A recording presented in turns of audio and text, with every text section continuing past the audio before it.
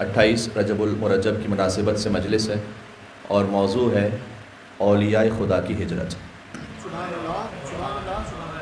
سورہ نساء کی آیت نمبر 100 کا ایک حصہ ہم نے آپ کی خدمت میں پڑھا ہے، جس میں اللہ سبحانہ وتعالیٰ نے ارشاد فرمایا ہے کہ وَمَن يَخْرُجْ مِن بَيْتِهِ مُهَاجِرًا إِلَى اللَّهِ وَرَسُولِهِ، جو اپنے گھر سے خارج ہو مہاجرن ہجرت کرتے ہوئے إِلَى اللَّهِ وَرَسُولِهِ، اللہ اور اس کے رسول کی طرف، ثُمَّ يُدْرِكُهُ الْمَوْتُ، سفر امام حسین علیہ السلام کو ملحوظ خاطر رکھیے گا اور آیت کا ترجمہ سماعت فرمائیے گا۔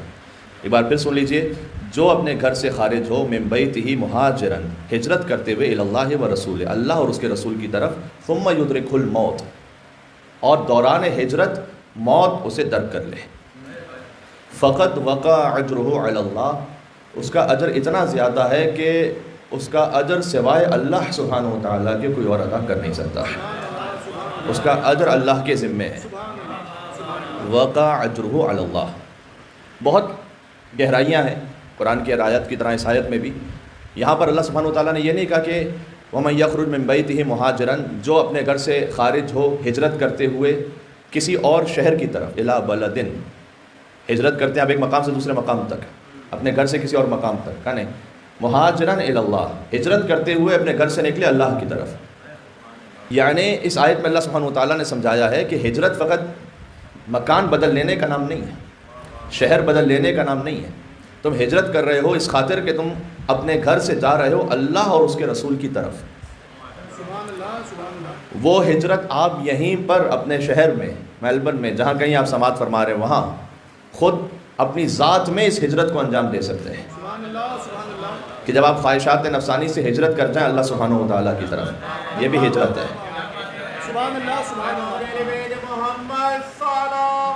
اللہم صلی علی محمد وعلی محمد۔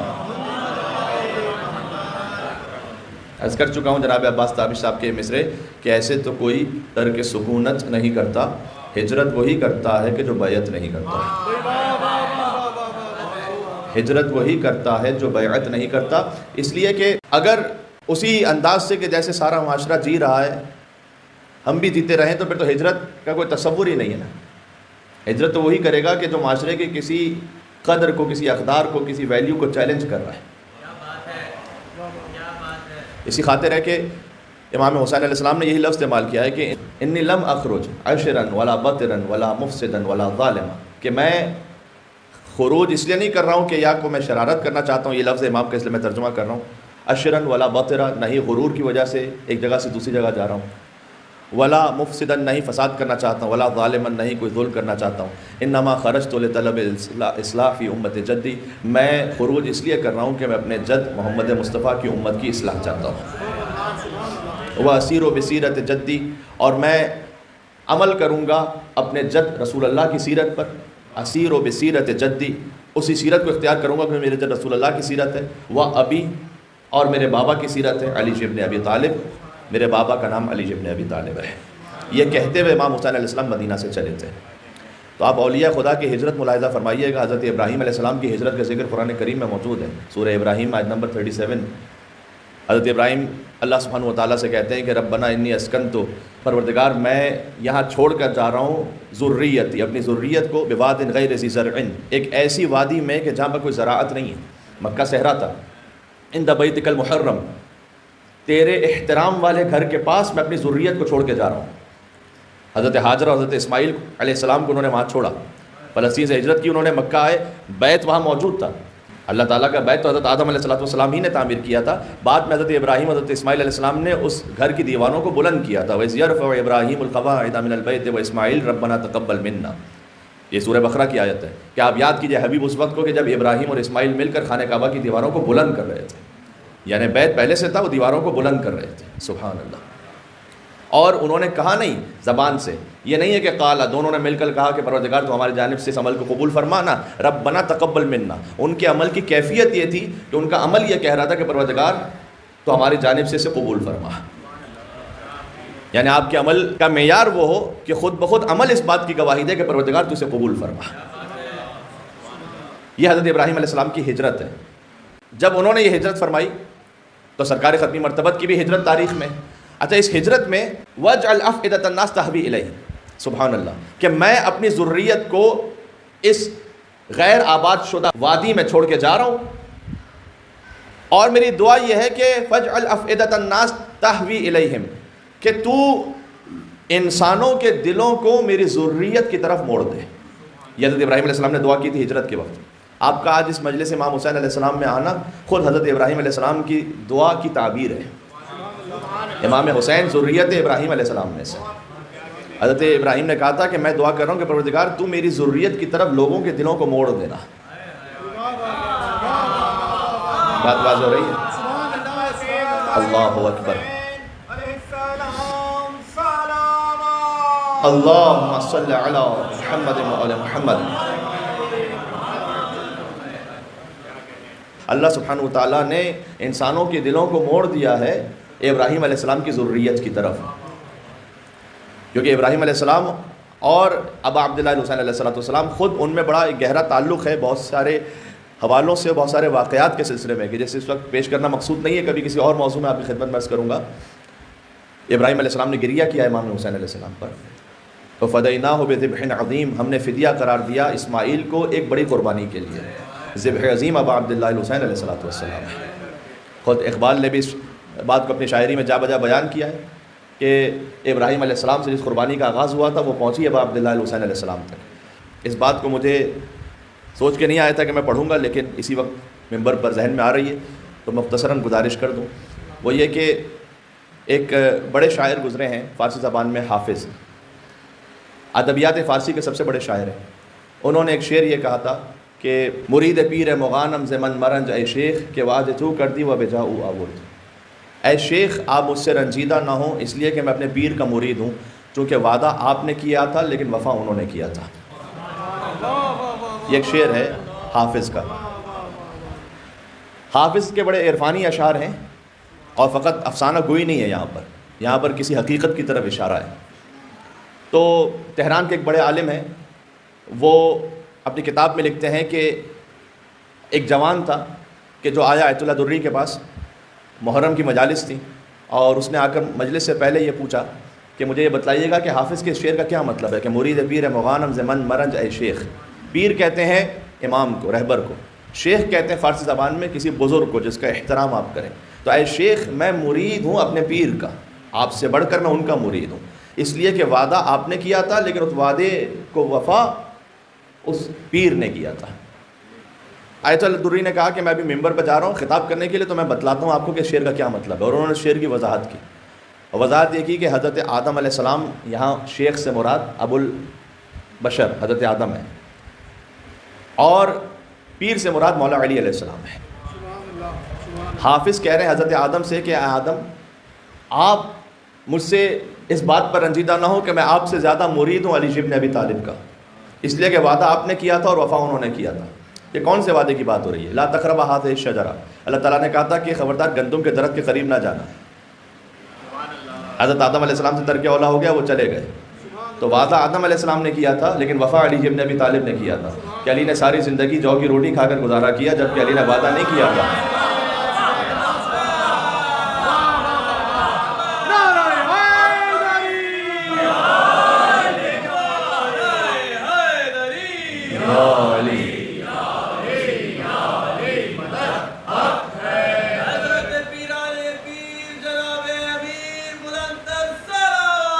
اللہم صلی علی محمد وعلی محمد۔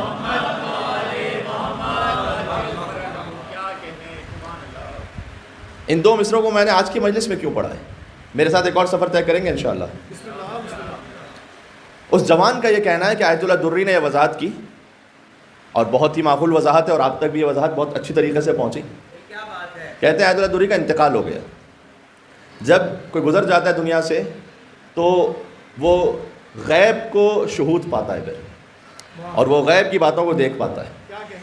تو وہ جوان کہتا ہے کہ میں نے آیت اللہ دری کو خواب میں دیکھا ان کے مرنے کے بعد، اور انہوں نے مجھ سے یہ کہا کہ تم نے مجھ سے میری زندگی میں پوچھا تھا کہ حافظ کے شعر کا مطلب کیا ہے کہ مرید پیر مغانم زمن مرنج اے شیخ، اے شیخ آپ مجھ سے رنجیدہ نہ ہوں، میں اپنے پیر کا مرید ہوں، اس لیے کہ وعدہ آپ نے کیا تھا وفا انہوں نے کیا تھا۔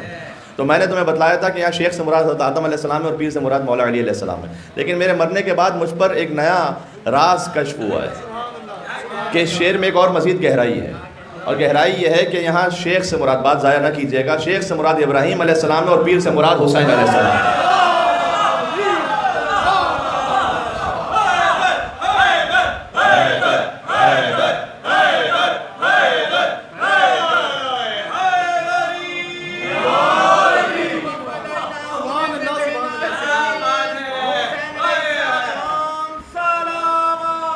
اللہم صلی علی محمد و علی محمد۔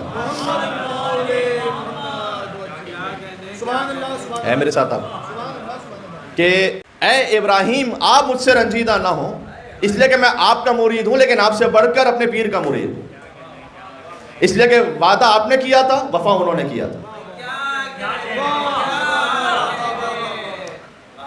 اسی وعدے کی وفا کے لیے تو آج حسین ہجرت فرما رہے ہیں۔ بات واضح ہو رہی ہے؟ آپ نے وعدہ کیا تھا کہ آپ اپنے فرزند کو قربان کریں گے، سبحان اللہ۔ فلما بلغ معه السعي قال يا بني اني ارى في المنام اني اذبحك فانظر ماذا ترى قال يا ابت افعل ما تؤمر ستجدني ان شاء الله من الصابرين، سورہ صافات۔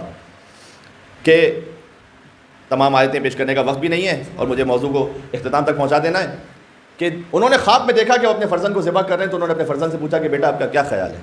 حضرت اسماعیل علیہ السلام نے کہا افعل ما تؤمر، بابا آپ کو کر دیجئے جس کا آپ کو حکم دیا گیا ہے، ستجدنی انشاءاللہ من الصابرین، آپ انشاءاللہ ہمیں صبر کرنے والوں میں سے پائیں گے۔ یہ اسماعیل علیہ السلام کی منزل تھی کہ اللہ تعالیٰ نے انہیں صابرین میں سے کہا ہے۔ مشکلات پر صبر کرنا ایک منزل ہے اور پھر شکر کی ایک اور منزل ہے۔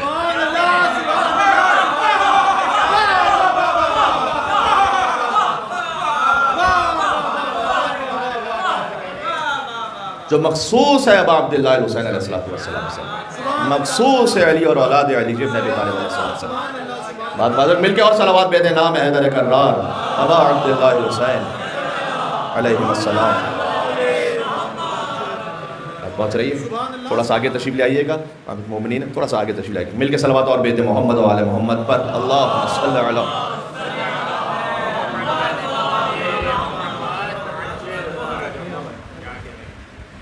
تو اے ابراہیم علیہ السلام آپ نے وعدہ کیا تھا کہ آپ اپنے فرزند کو ذبح کریں گے۔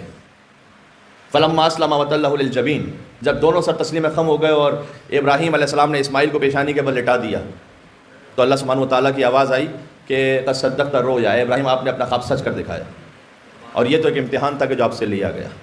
تو اللہ تعالیٰ نے اس وقت ایک مصلحت کی خاطر وفدیناہ بذبح عظیم، اور ہم نے فدیہ قرار دیا اسماعیل کو ایک ذبح عظیم کے لیے، کیونکہ اسماعیل کی نسل سے امام حسین علیہ السلام۔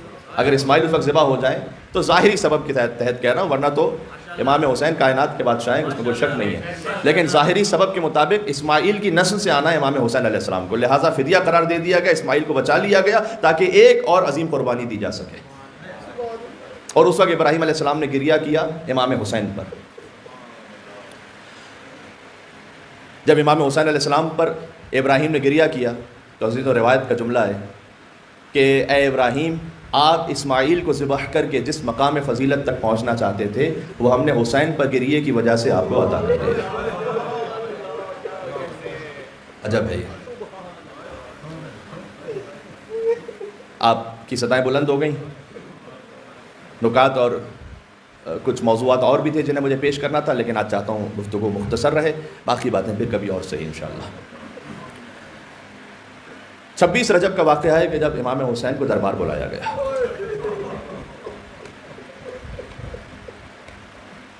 اس ہجرت میں میں اور آپ کیسے شریک ہو سکتے ہیں؟ ایک جملہ سن لیجئے، مجھے اس کو تفصیل سے پڑھنا تھا، پھر کبھی اور پڑھوں گا۔ یہ یا لیتنی کنت معکم فافوز معکم، جو صادقانہ خلوص نیت کے ساتھ یہ کہے، ہمارا عمل اس مقام تک نہیں پہنچ سکتا، لیکن بشری استطاعت میں جس حد تک ہو سکے اپنے آپ کو جوڑ لے حسین سے، اور پھر خلوص نیت کے ساتھ کہے یا لیتنی کنت معکم، اے کاش ہوتا میں آپ کے ساتھ مولا با۔ میں عرض کر رہا ہوں لیاقت ہم میں سے کسی کی نہیں کہ ہم یہ کہہ سکیں، لیکن جب امام نے ہم سے یہ کہا، یہ بعض لوگ یہ کہتے ہیں کہ آپ کیسے کہہ سکتے ہیں یہ یا لیتنی کنت معکم؟ امام علیہ السلام نے ہمیں جو سکھلایا تھا تو کیا امام نہیں جانتے تھے کہ 99.99% بلکہ شاید 100% میں سے کسی کی لیاقت نہیں ہے کہ وہ اپنے آپ کو کربلا کے شہیدوں سے جوڑ سکے، لیکن پھر بھی امام نے کہا یہ پڑھو، تو یہ کہو، نیت میں رکھو اپنی۔ یہاں نیت کا اجر ہے۔ اللہ تعالیٰ آپ کو کربلا لے جائے انشاءاللہ۔ جو حسین تک پہنچے، من زار الحسین فقد زار اللہ علی عرشہ، وہ عرش پہ خدا کی زیارت کر رہا ہے۔ 26 رجب ابا عبداللہ الحسین بنی ہاشم کے جوانوں کے ساتھ مسجد نبوی میں تشریف فرماتے کہ ولید کا قاصد آیا، حاکم مدینہ، اور اس نے کہا کہ ولید نے آپ کو بلایا ہے، دربار میں طلب کیا ہے۔ امام نے کہا اس سے کہو ہم آتے ہیں کچھ دیر میں۔ بنی ہاشم کے جوانوں نے کہا کہ اے مولا، اس رات کے پہر کیوں بلایا ہوگا آپ کو سے؟ امام نے کہا کہ یزید کا باپ دنیا سے چلا گیا ہے اور اب یزید تخت خلافت پر ہے، اور حاکم مدینہ یہ چاہتا ہے کہ وہ ہم سے بیعت لے۔ اتنے میں ولید کا قاصد پھر آ گیا کہ ولید آپ کا انتظار کر رہا ہے، آپ تشریف لے آئیے۔ امام نے کہا جب ہمیں آنا ہوگا ہم اپنے اختیار اور اپنی مرضی سے آئیں گے، اس سے کہو کہ ہم کچھ دیر میں آ رہے ہیں۔ کچھ دیر بعد ابا عبداللہ علیہ السلام اٹھے اور بنی ہاشم کے جوان ان کے ساتھ چلے۔ امام نے کہا ان بنی ہاشم کے جوانوں سے کہ ولید نے مجھے تنہا بلایا ہے، میں تنہا دربار میں جاؤں گا؟ ہاں، اگر دربار میں میری آواز بلند ہو جائے تو پھر تم دربار میں آ جانا۔ ابا عبداللہ الحسین علیہ السلام، کائنات کے حاکم، نواسہ رسول، جگر گوشہ بطول، پہنچے دربار میں۔ حسین کا دربار میں جانا کجا اور زینب کے دربار میں جانا کجا۔ اچھا، یہاں تو میں نے خانوادہ عصمت و طہارت کی مستور کی مثال دے دی نا، چلے میں ایک اور مرد کی مثال دیتا ہوں۔ حسین کا دربار میں جانا کجا اور زین العابدین علی ابن حسین کا دربار میں جانا کجا۔ سجاد کی تو گردن جھکی ہوئی تھی کہ جب دربار میں پہنچے تھے۔ ولید نے کہا کہ معاویہ دنیا سے چلا گیا ہے اور اب یزید تخت خلافت پر ہے، اور یزید نے آپ سے بیعت کا مطالبہ کیا ہے۔ امام نے اس سے یہ کہا کہ رات کے اس پہر مجھے گوارا نہیں ہے کہ میں تجھ سے کوئی کلام کروں، کل دن میں مجھ سے بات کرنا، تب زمانہ یہ دیکھے کہ خلافت کا اصل حقدار کون ہے، اس کا بیٹا یا علی کا بیٹا۔ اس نے کہا، یزید نے کہا ہے کہ آپ سے بیعت لے لے ورنہ آپ کو یہاں سے جانے کی اجازت نہیں ہے۔ امام نے کہا کہ اِنَّ اہل بیت النبوہ و معدن الرسالہ و مختلف الملائکہ، ہم نبوت کے اہل بیت ہیں، رسالت کی کان ہیں، ملائکہ ہمارے ہاں آتے جاتے ہیں، بنا فتح اللہ و بنا ختم، اللہ ہم ہی سے شروع کرتا ہے، ہم ہی پر ختم کرتا ہے۔ وَيَزِيد رَجُلٌ فاسق فاجر شارب خمر قاتل نفس محترمہ، یزید فاسق ہے، فاجر ہے، کھلے عام شراب پینے والا ہے اور اپنی محرم خواتین سے ناجائز تعلق رکھنے والا ہے، بے گناہ نفس کو قتل کرنے والا ہے، مثلی لا یبایع لمثلہ، مجھ جیسا کبھی اس جیسے کی بیعت نہیں کر سکتا۔ یہ کہہ کر ابا عبداللہ علیہ السلام دربار سے چلنا چاہتے تھے کہ مروان وہاں موجود تھا۔ مروان نے کہا کہ اے ولید، حسین سے آج بیعت لے لے ورنہ سر قلم کر دے، اگر آج رات گزر گئی تو حسین تیرے ہاتھ میں نہیں آئیں گے۔ سبحان اللہ، وجہ اللہ چہرے پر جلال خداوندی کے آثار نمودار ہوئے، اور ابا عبداللہ الحسین نے مروان کو دیکھا اور کہا کہ یبن الزرقاء، اے نیلی چشم والی کے بیٹے، انت تقتلونی ام ہوا، کیا تجھ میں اتنی جرت ہے کہ تو اس وقت مجھے مارے گا، یا اس میں اتنی جرت آ گئی ہے کہ وہ حسین کو مارے گا؟ حسین کی آواز بلند ہوئی۔ بنی ہاشم کے جوان دربار میں داخل ہوئے۔ میں آپ سے ایک سوال پوچھ رہا ہوں، سب سے پہلے دربار میں کون داخل ہوا ہوگا؟ اگر دل کی کیفیت کہوں تو حسین کا علمدار ابو الفضل عباس۔ عباس سب سے پہلے دربار میں پہنچے اور عباس نے قبضہ شمشیر پر ہاتھ رکھا۔ کس میں اتنی جرت ہے کہ میرے مولا کے ساتھ بلند آواز سے بات کرے؟ اللہ اکبر، میں قربان ابو الفضل عباس علیہ السلام کے۔ مولا اس وقت کیا وقت تھا کہ جب آپ ہی کے آقا نے کہا حل من ناصر ینصرنا، حل من مغیث یغیثنا۔ کربلا کا آغاز ہو رہا ہے عزیزوں، 28 رجب المرجب ہے، حسین مدینہ چھوڑ کے جا رہے ہیں۔ دیکھو، جب ہم اور آپ کے لیے کربلا سے، مدینہ سے کوئی بھی زیارت کا مقام ہوتا ہے، آخری رخصت بڑی سخت ہوتی ہے۔ میں نے تمام مومنین ہی کی یہ کیفیت دیکھی ہے کہ وہ جاتے ہیں زری کے پاس۔ اب کیا کہوں، جنت البقیع میں تو کوئی زری ہی نہیں ہے، اگر مدینہ میں ہو تو قبر کو دیکھتے ہیں اور دور سے آخری سلام کرتے ہیں اور جب باہر نکل رہے ہوتے ہیں تو قدم نہیں چل پاتے ان کے، بار بار چہرہ موڑ موڑ کر دیکھتے ہیں کہ مولا آخری سلام، مولا آخری سلام۔ پھر جب وہاں سے نکلتے ہیں تو آخر میں گنبد کو دیکھتے ہیں، حتیٰ یہ کہ جب بس میں بیٹھ جاتے ہیں، بس وہاں سے روانہ ہو رہی ہوتی ہے تو آخر میں پھر گنبد کو دیکھ کر ایک سلام کرتے ہیں۔ بہت سخت کیفیت ہوتی ہے ایک مومن کے لیے، کربلا کو چھوڑنا، مدینہ کو چھوڑنا، مشہد کو چھوڑنا۔ اور سوچو حسین نے اپنی ماں کی قبر سے کیسے ودا کیا، حسین نے اپنے نانا رسول اللہ کی قبر سے کیسے ودا کیا، جان مدینہ مدینہ سے جا رہا تھا۔ اب عبد اللہ الحسین، یہ 26 رجب کا واقعہ ہے، تاریخوں میں لکھا ہوا ہے کہ 2 مسلسل راتیں امام نے اپنے نانا کی اور اپنی ماں کی قبر پر گزاری۔ بار بار آتے تھے، فقط ایک مرتبہ نہیں آئے، بار بار آتے تھے اور بار بار اپنے نانا سے کلام کرتے تھے اور آ کر یہ کہتے تھے کہ اللہم ھذا قبر نبیک، پروردگار یہ تیرے نبی کی قبر ہے، وَأَنَا ابْنُ بِنْتِ نَبِيِّكَ، اور میں تیرے نبی کی بیٹی کا بیٹا ہوں۔ اس کے بعد فرماتے تھے کہ نانا مجھے اپنا بچپن یاد ہے، نانا جب آپ مجھے گودی میں اٹھایا کرتے تھے اور مجھے چوما کرتے تھے، نانا آپ مجھے اپنے شانوں پر بٹھا کر مدینہ کی گلیوں میں پھرا کرتے تھے، آج آپ کا نواسا جا رہا ہے مدینہ سے۔ یہ جملہ بھی ہے کتابوں میں کہ نانا اگر ہو سکے تو مجھے اپنی قبر پہ لے لیجیے، میں آپ سے رخصت نہیں ہو پاؤں گا۔ اپنی ماں کی قبر پر آئے۔ حضرت مرحوم علامہ طالب جوہری صاحب ان جملوں کو پڑھتے تھے کہ جب حسین رسول اللہ کی قبر پر جاتے تھے تو قدم جمع جمع کر جاتے تھے، اپنے بھائی امام حسن کی قبر پر تو جیسے کوہ ذی وقار جا رہا ہو، لیکن جب پہنچے اپنی ماں کی لحد پر تو ایسے دوڑتے تھے کہ جیسے کوئی چھوٹا بچہ اپنی ماں کی قبر پر اپنی ماں کی آغوش میں آئے اور آ کر کہتے تھے کہ اماں مدینہ رہنے کے قابل نہیں رہا، اماں حسین جا رہا ہے۔ عجب مصرے لکھے جناب میر انیس علیہ الرحمہ نے کہ سیدہ قبر میں تڑپ رہی ہیں نا، اپنے حسین کی فریاد و فغاں سن کر سیدہ قبر میں تڑپ رہی ہیں۔ تربت میں جو کی میں نے بہت گریا وزاری، گھبرا کے نجف سے علی آئے کئی باری۔ سیدہ کو سنبھالنے کون آ سکتا تھا سوائے علی بن ابی طالب کے؟ گھبرا کے نجف سے علی آئے کئی باری، کہتے تھے کہ اے احمد مختار کی پیاری، تم پاس ہو تربت ہے بہت دور ہمارے، تم پاس ہو تربت ہے بہت۔ دیکھیں اب تک اہل بیت میں جن جن کی وفات یا شہادت ہوئی، رسول اللہ مدینہ میں ہے، امام حسن مدینہ میں ہے، ماں فاطمہ زہرا مدینہ میں، فقط مولا علی دور ہے، اب یہ جانتے نا۔ تو عجب تخیل میر انیس نے لکھا کہ تم پاس ہو تربت ہے بہت دور ہماری، بے چین ہو تم دل میرا گھبراتا ہے زہرا۔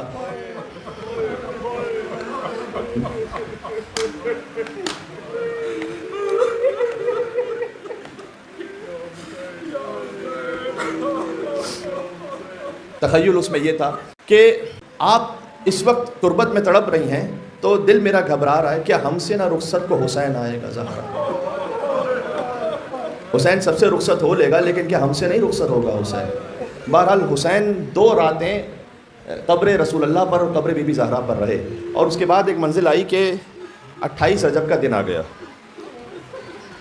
ایک صحابی رسول اللہ کے کان لا یسمع صوت الرعد، وہ یہ کہتے ہیں کہ میں اتنا اونچا سنتا تھا کہ مجھے بجلی کے کڑکنے کی آواز نہیں آتی تھی، لیکن 28 رجب میں نے سنا کہ محلے بنی ہاشم سے بیویوں کے گریے کی آواز آ رہی تھی۔ سواریاں آمادہ ہو گئیں اور پہلے کچھ کنیزیں آئیں، پھر اصحاب و انصار کے اہل خانہ آئے اور پھر بنی ہاشم کی بیویاں آنا شروع ہوئیں۔ حسین نے عباس سے کہا کہ مشقوں کو مکمل کر لو، پانی سے بھری ہوئی مشقیں وہ سواری پہ رکھی گئیں، یہاں تک کہ حسین ایک کرسی پہ تشریف فرماتے کہ دفعتاً بلند ہوئے۔ ایک معظمہ بی بی بیت الشرف سے باہر نکلیں جو 5 کنیزوں کے جھرمٹ میں تھیں، اور جب بی بی آئیں تو ابوالفضل عباس علیہ السلام آئے اور انہوں نے اپنا زانو جھکایا، اور عباس کی صدا آ رہی تھی کہ اے مدینہ والوں بہت دور ہو جاؤ، مدینہ والوں بہت دور ہو جاؤ، اس لیے کہ اب علی کی بڑی بیٹی سوار ہو رہی ہے۔ عزیزوں یہ مدینہ سے کربلا کی سواری ہے، کربلا سے کوفہ کی سواری کچھ اور تھی، لہٰذا بی بی نے یاد کیا تھا ابا، جب بی بی نے ساری بیویوں کو سوار کروا دیا تھا کیونکہ کوئی مرد نہیں تھا سوائے امام زین العابدین علیہ السلام کے، یہاں تک کہ امام زین العابدین کو بھی سوار کروا دیا، اور پھر 11 محرم کو ایک کنیز کانپ رہی تھی کہ اے اماں فضہ آج آپ کو زینب سوار کروائے گی، اور جب بی بی زینب نے حضرت فضہ کو بھی سوار کروا دیا تو پھر کوئی نظر نہ آیا تو فرات کا رخ کر کے کہا ابا اللہ اکبر، چند جملے رہ گئے، چند جملے رہ گئے۔ جب بیویاں ساری سوار ہو چکی تو امام حسین علیہ السلام اٹھے اور آ کر کہا کہ آئینہ قمر و بنی ہاشم، قمر بنی ہاشم ابوالفضل عباس کو بلاؤ۔ اور جب عباس آئے تو فرمایا قدم لی جوادی، اے عباس، جواد امام کے ذوالجناح کو کہا جاتا ہے، بڑا حسین اس میں بھی ایک لطافت ہے کہ اے عباس میری سواری کو لے آؤ، قدم لی جوادی، میری سواری کو تم لے آؤ۔ بس عزیزوں، یہ وہی بعین ہی جملہ ہے جب حسین نے رخصت آخر کے وقت کہا تھا۔ جب حسین اپنے خیام سے باہر نکلے نا، کہا یا ابطال الصفا و یا فرسان الحجا، ارے میرے شیروں کہاں ہو، تمہیں کیا ہے کہ حسین تمہیں پکارے اور تم جواب نہ دو؟ تو فرات کے قریب عباس کا لاشا تڑپ رہا ہے۔ اور پھر امام حسین نے کہا ایکم یقدم جوادی، تم میں سے کون ہے کہ جو میرے ذوالجناح کو لے آئے؟ بہن جانتی تھی بھائی کے دل پر کیا غم ہے، اس وقت عباس کو یاد کر رہے ہیں، لہٰذا پردہ خیمہ اٹھاؤ اور خواہر حسین بی بی زینب سلام اللہ علیہا کہتی ہیں اے بھیا آج ہم آپ کو سوار کروائیں گے۔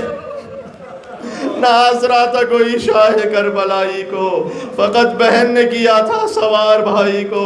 بس اب عبداللہ الحسین مدینہ سے چلے گئے، تھوڑا ہی کچھ آگے بڑھے تھے کہ عباس پھر سے آئے کہ مولا کچھ دیر کے لیے کاروان روک لیجئے گا۔ امام نے کہا کہ عباس ابھی تو ہم مدینہ سے چلے ہیں۔ اب جب عباس نے اشارہ کیا، حسین نے پلٹ کر دیکھا، ایک چھوٹی بیمار بچی قافلے کے پیچھے کہتے ہوئے آ رہی تھی مہلن مہلن یا ابی، اے بابا ذرا آہستہ بابا، ذرا آہستہ بابا۔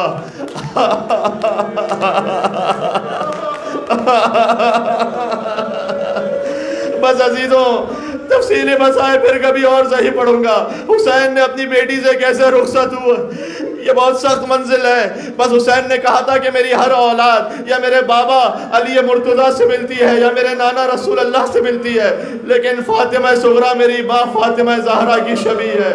حسین سب ضبط کر لے گا لیکن شبیہ ہے فاطمہ زہرا، کوفہ اور شام کے بازاروں میں پھرائی جائے، یہ حسین سے ضبط نہ ہو پائے گا۔ عزیزوں، حسین چلے گئے، صغریٰ رہ گئی مدینہ میں۔ صغریٰ کا دل تڑپتا رہتا تھا، اپنی نانی ام سلمہ کے ساتھ تھی، بار بار آگے کہتی تھی اے نانی کاش میرے بابا کی طرف خیر ہو۔ ایک منزل وہ آئی کہ عاشور کا دن تھا، امام حسین علیہ السلام رخصت کے وقت ایک شیشی دے کر گئے تھے بی بی ام سلمہ کو، اور اس میں خاک تھی جس میں کہا تھا کہ جب تک یہ خاک رہے سمجھنا کہ میں زندہ ہوں، جب خاک خون میں بدل جائے تو سمجھ لینا کہ حسین مار دیا گیا ہے۔ بس ایک مرتبہ ام سلمہ نے ایک وقت دیکھا کہ اس شیشی میں خون ابلنے لگا، بیٹی سمجھ گئی میرا بابا مار دیا گیا، میں یتیم ہو گئی۔ ہاتھوں کو جوڑ کے کہوں گا اے بی بی صغریٰ، اللہ جانے مدینہ میں یتیم ہونا زیادہ سخت تھا یا شام غریبہ کربلا میں یتیم ہونا، جب 4 سال کی بچی تماچے کھا رہی تھی اور کہہ رہی تھی بابا مجھے اپنے دامن میں لے لو بابا، ایک بے سر کے لاشے سے آواز آ رہی تھی الیہ الیہ یا بنیا۔ ماتم حسین ماتم ابا عبداللہ، یا حسین یا حسین یا حسین۔